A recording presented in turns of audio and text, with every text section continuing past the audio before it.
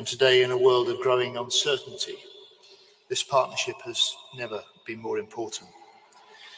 That's an importance that is not just military, it's also economic.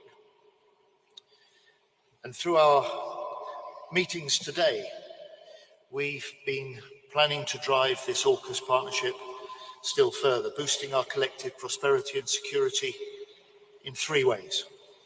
First, our investment in this partnership helps our industries to prosper and it breaks down barriers to trade.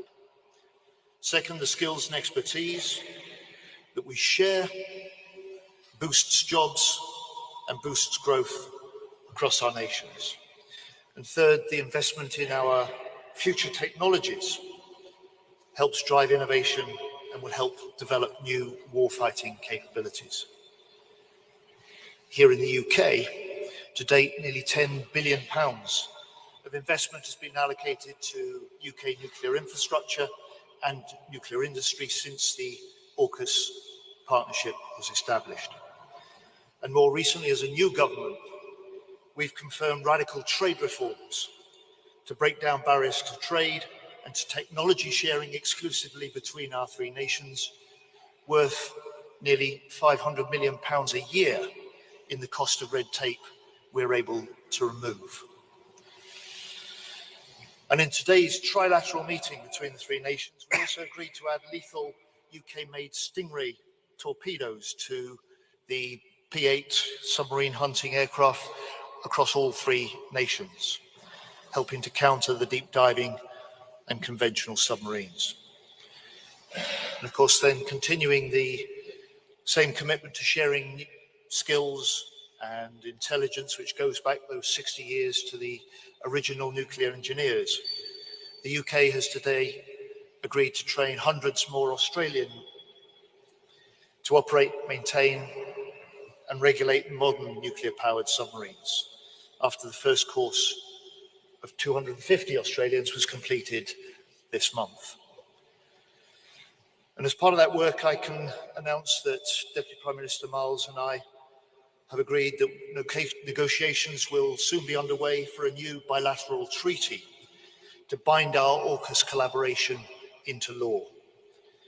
So this not only reflects our commitment to secure a secure Indo-Pacific region where international rules are respected, it also sends a very strong message that our defence alliance is one that will endure for many decades to come.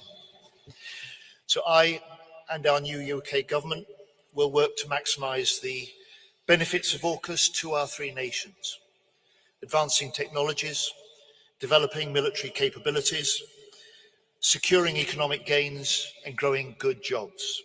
But above all, we will work to maximise the potential for this ever closer alliance to contribute to wider global security and stability. Finally, of course, we have held these discussions under a cloud of growing global insecurity. So in our trilateral and in our bilateral meetings, we've reinforced the need to stand together against Russian aggression, towards peace in the Middle East, and steadfast behind Ukraine for as long as it takes. In serious times, you need serious partners. And so Richard, Lloyd, we in the UK stand shoulder to shoulder with you, and with you, we will drive the AUKUS partnership from strength to strength. Thank you. Well, thank you, John. Thank you, Lloyd. It is an honour to be here at the third AUKUS Defence Ministers meeting. As John just said, we meet at a time of significant moment around the world, where the rules-based order is under pressure, under threat. And our three countries share strategic alignment, we share values, we stand in support of the maintenance of the rules-based order, be that in Eastern Europe, be that in the Indo-Pacific.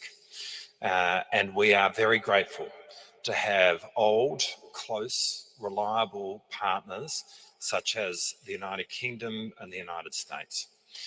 Today's meeting has occurred just after the 3rd anniversary of the announcement of AUKUS. What 3 years ago was an idea, today we can, looking back, rightfully say that idea has blossomed into operational plans and plans which are being executed. Last month, we saw in Perth the USS Hawaii, a Virginia-class submarine undertaking a maintenance package of work, which is the first time that an American nuclear-powered submarine has had maintenance performed outside of the United States or an American base. It is the first time that an American nuclear-powered submarine has had maintenance work undertaken on it by non-US citizens. All of this is happening under the banner of the AUKUS arrangement. The very first step in what we announced in March of last year was an increased tempo of visits of nuclear-powered submarines to Australia. That is happening. The Submarine Rotational Force West, which will take place from 2027, is on track, and we are working very closely with both our partners, along with the Western Australian Government, to see that that is happening as well. In South Australia, we have seen land swaps take place with the South Australian Government such that we now have the site on which a production line will be established to build the future nuclear-powered submarines in Australia, the AUKUS variant, a variant that we will operate in tandem with the United Kingdom. We have seen at the end of last year and the beginning of this, legislative and regulatory changes take place across the US, the UK and Australia, which have created a licence-free, seamless defence industrial base between our three countries. Right there is one of the biggest reforms to defence trade in our three countries that we have seen in decades. It will have a profound impact on the way in which we operate together. And as John has said, there is an economic dimension to this, which will greatly enhance defence industry across our three countries, building jobs, skills and capability in the US, the UK and Australia. The agreements that we reached in March of last year were legally underpinned by a treaty that was signed by our three countries in August of this year. And emanating from that, as John has just said, today we are announcing that negotiations will commence between Australia and the United Kingdom for our own bilateral treaty in respect of those elements of AUKUS which relate to the relationship between the UK and Australia, and that particularly pertains to the development of the SSN AUKUS type submarine in the future. And we're really excited about the prospect of undertaking those negotiations. Today, we've also talked, though, about the challenges that we face. The challenges in respect of the human dimension, making sure that we are training enough submariners to operate these submarines in the future. And we have Australian submariners at the Nuclear Power School in the United States, being trained here in the United Kingdom, operating on Astute-class submarines, operating on Virginia-class submarines. We have Australian defence industry workers from ASC who are right now gaining skills, working in Pearl Harbor, and the numbers in each of those areas stand to increase. Australia is funding 4,000 additional university places across our university system in AUKUS disciplines to make sure that we are building the skills that are needed to deliver this project. In respect of AUKUS Pillar 2, we've also seen really significant developments. When we met in California last year, we said that our three innovation systems would put out an innovation challenge in relation to electronic warfare. And today we are announcing the winners of that challenge, which in respect of Australia are Nova Technologies in South Australia, Penton, a company in the ACT, and Advanced Design Technology, another company in the ACT, and we certainly congratulate each of those companies on their success in this innovation challenge. We've also worked on developing classified advanced algorithms for the use of AI in terms of processing the vast amounts of data which are picked up by our sonar buoys, which collectively will greatly enhance our decision-making advantage in the undersea domain. And again, right there is work which we are doing now, which is happening now, which is increasing our military capabilities, which is putting advantage into the warfighter's hands.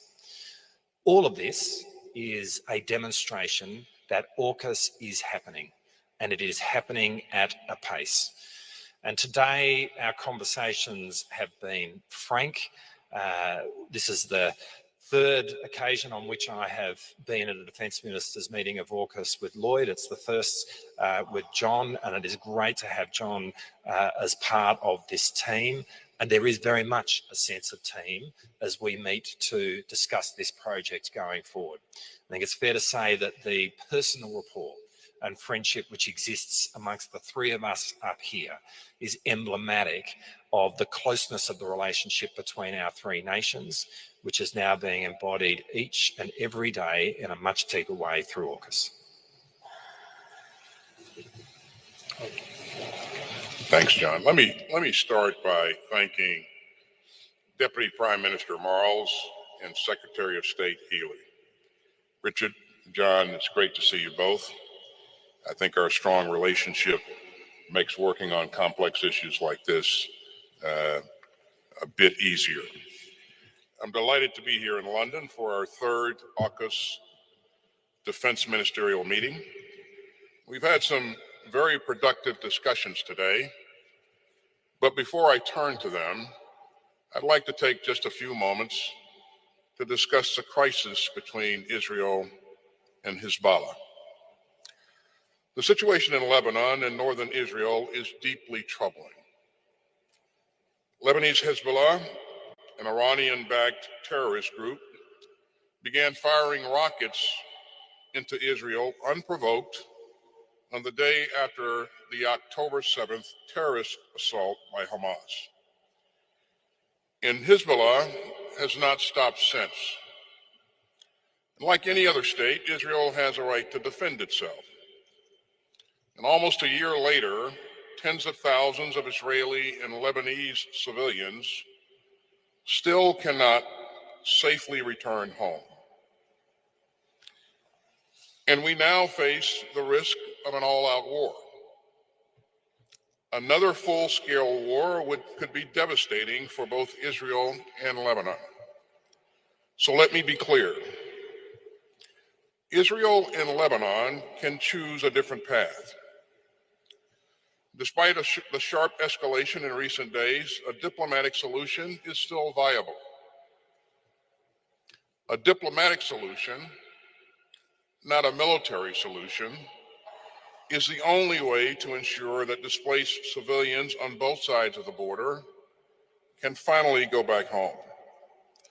So I echo the call of President Biden and President Macron and other leaders yesterday for an immediate 21-day ceasefire. And that will provide time for the diplomacy needed to achieve a durable arrangement that will allow Israeli and Lebanese civilians to return safely to their homes. This time can also be used to conclude and implement a deal to secure a ceasefire in Gaza and to bring all of the hostages home. All parties should seize this opportunity. It can bring much needed calm to Israelis, Lebanese, and Palestinians whose lives have been turned upside down since the Hamas assault on October 7th. And make no mistake, the United States remains postured to protect our forces and our personnel across the Middle East. And no one should try to exploit this crisis or expand this conflict. So we will continue to work tirelessly to avoid another tragic war and to find a diplomatic path forward. And with that, let me turn back to today's AUKUS agenda. Together, we have reaffirmed the extraordinary strength of our AUKUS partnership, and we showed our shared vision for an open, free, secure, and prosperous Indo-Pacific. Our three proud democracies share a deep and binding belief in the rules-based international order, in a system that respects human rights, upholds the rule of law, and insists that disputes be resolved peacefully. We also understand that we are stronger together, and that's the lens that we all used again today. Together, we reaffirm that AUKUS offers a unique opportunity for our three countries to enhance our military capabilities, and to deepen our interoperability, and to strengthen deterrence in the Indo-Pacific.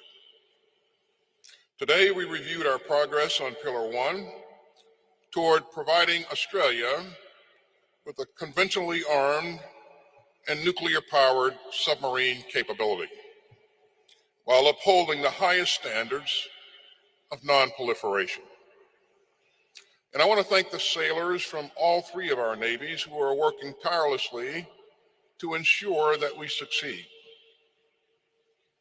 Over the past year, we increased the number of officers and sailors from the Royal Australian Navy attending U.S. and British submarine nuclear reactor schools. And U.S. and Australian sailors, along with UK observers, recently conducted maintenance together on a U.S. submarine visiting Australia. This was just a first step toward ensuring that Australia has a sovereign nuclear-powered submarine capability.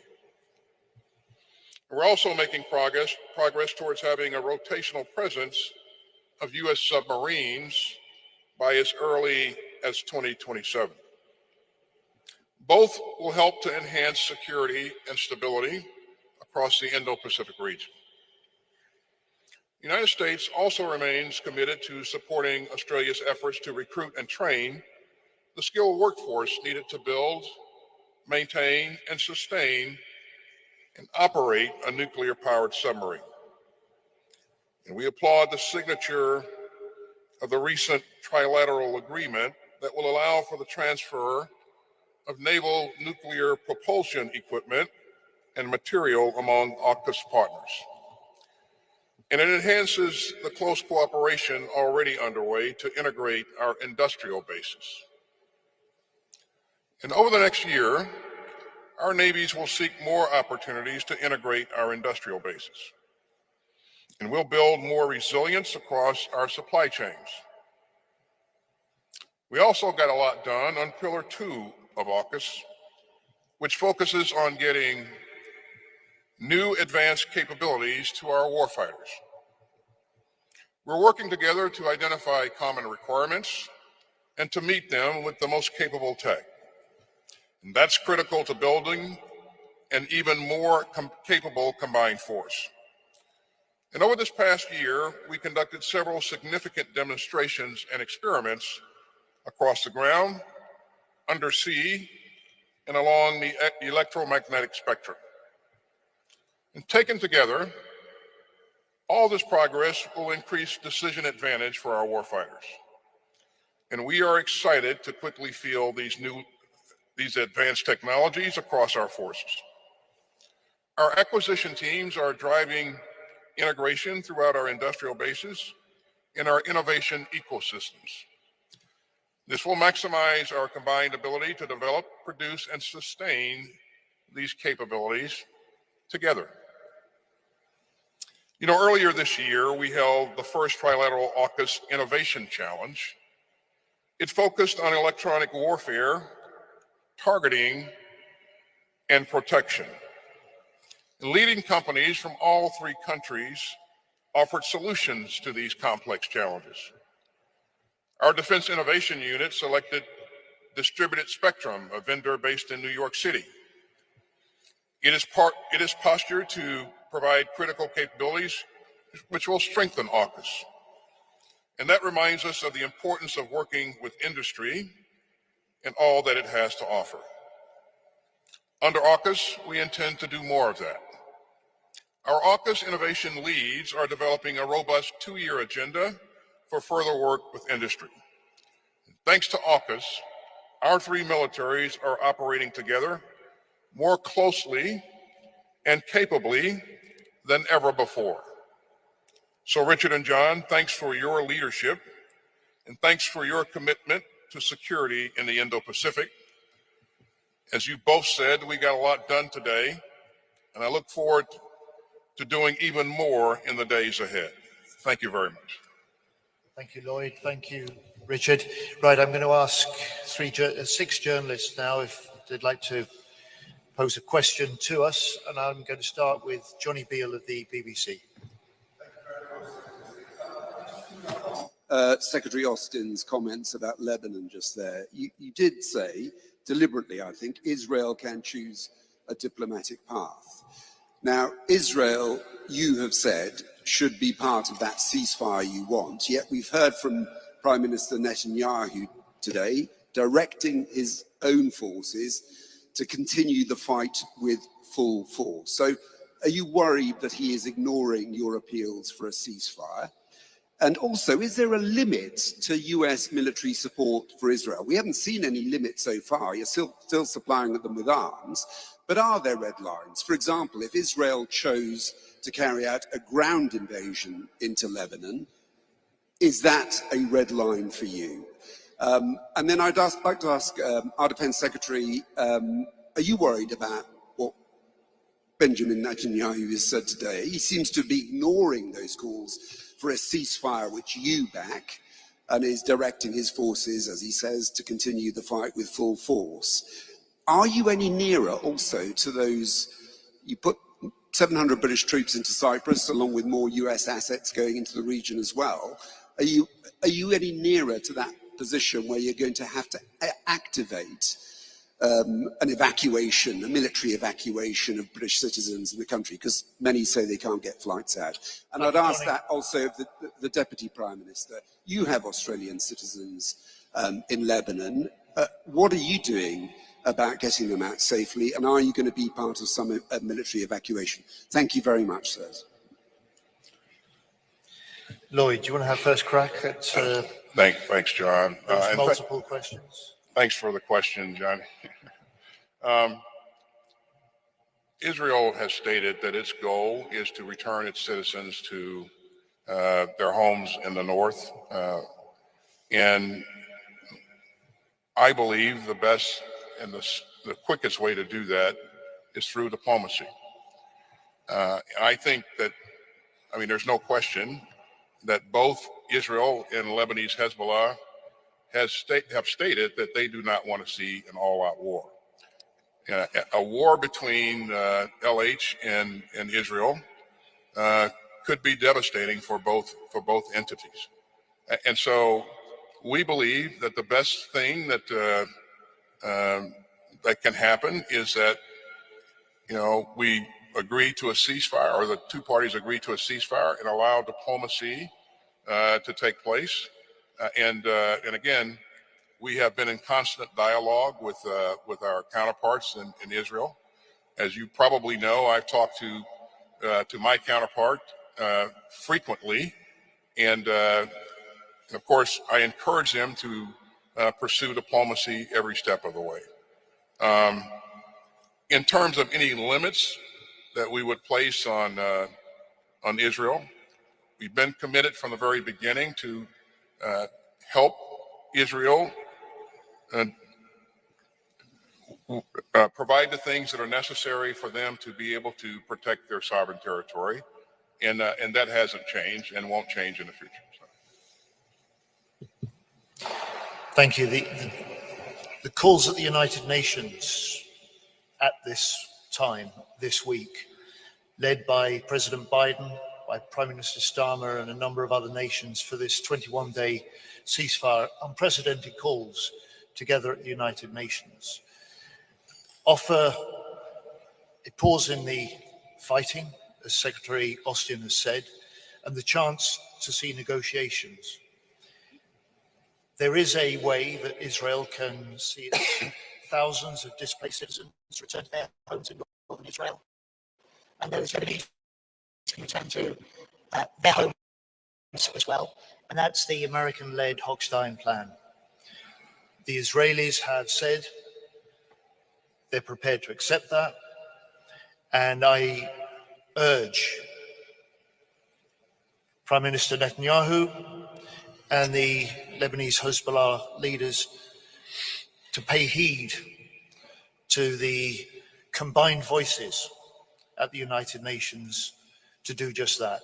21 days, a ceasefire where talks can start and the fighting can end and the chance of a longer-term settlement may emerge. On the question of the British nationals in Lebanon, this is our first concern, their safety. It's the first duty of a government is to look after the interests of its nationals. Our advice on Lebanon has not changed in recent days. It's been the same for weeks. Don't go to Lebanon, and if you are in Lebanon, then leave. And there are at present commercial flights leaving Lebanon. But any sensible government must make preparations for future developments. So I left the Labour Party conference early this week on Tuesday morning.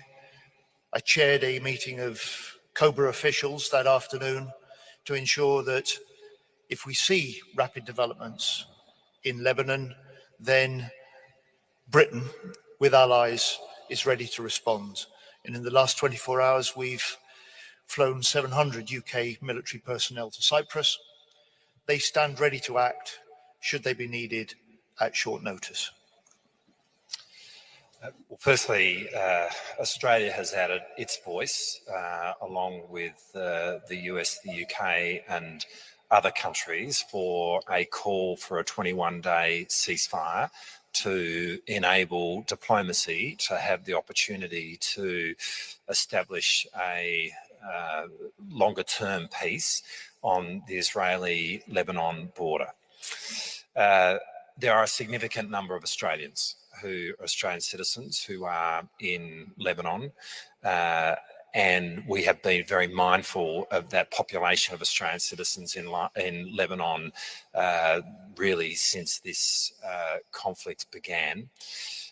We do have in place plans and preparations in respect of a range of scenarios, and we stand ready to activate those preparations. But the most important thing that can be said right now is to echo what John has said, and that is that Australians who are in Lebanon now, this is the time to leave.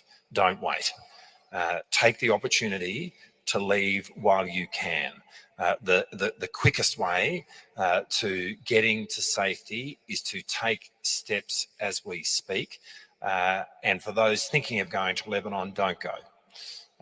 It is really important that people use this moment, and we are speaking as loudly as we can to the more than 10,000 Australian citizens who are in Lebanon. Now is the time to leave. Thank you. Can I move to Bridget Rollison, please, ABC? Thank you. Secretary Austin, as the Deputy Prime Minister said, Australia has thousands of citizens in Lebanon. Given the close partnership that we've seen evident today, will the US, has there been discussions about how the US could possibly help Australia in getting these citizens out safely? Bridget, there's a bit of an echo, so I couldn't understand the question completely. If you could move your mic a little closer, maybe, and speak up a little bit. Sure. I was just wondering if there's been any discussions about how the US can help Australia get their citizens in Lebanon out safely, given the partnership we've seen on display evident here. How we would help Australia leave Lebanon, is that the question? Correct. Australia is a valued ally, and certainly we don't want to engage in any hypotheticals at this point. As you've heard the Deputy Prime Minister say, he is doing things to continue to plan and put means in place to be able to offer options to the Australian leadership if it comes to that. We do the same thing, and as you heard Secretary Healey say, he is doing the same thing. And we are close allies.